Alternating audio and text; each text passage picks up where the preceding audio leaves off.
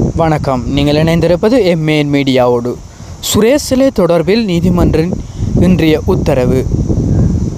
எமது சேனலுக்கு நீங்கள் புதியவராயின் எமது சேனலை சப்ஸ்கிரைப் பண்ணுங்கள், லைக் பண்ணுங்கள், ஷேர் பண்ணுங்கள். இது போன்ற செய்திகளுக்கு தொடர்ந்து எங்களோடு இணைந்திருங்கள்.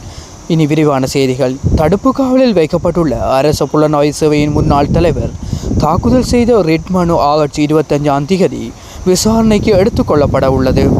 உயிர்த்த ஞாயிறு குண்டு தாக்குதல் தொடர்பில் நடத்தப்பட்டு வரும் விசாரணைகளின் அடிப்படையில் சுரேஷ் சிலை பயங்கரவாத தடை சட்டத்தின் கீழ் கைது செய்யப்பட்டு தடுத்து வைக்கப்பட்டுள்ளார்.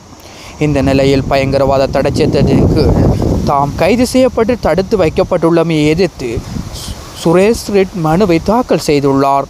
குறித்த மனு இன்று மேன்முறையீட்டு நீதிமன்றத்தின் முன்னிலையில் பரிசீலனைக்கு எடுத்துக்கொள்ளப்பட்ட போது எதிர்வரும் ஆகஸ்ட் மாதம் 25ஆம் தேதி மனுவினை விசாரணைக்கு எடுத்துக்கொள்ள மன்று தீர்மானித்துள்ளது. அன்றைய தினத்தில் குறித்த மனு தொடர்பான மேலதிக விவரங்கள் நீதிமன்றத்தில் சமர்ப்பிக்கப்பட உள்ளன.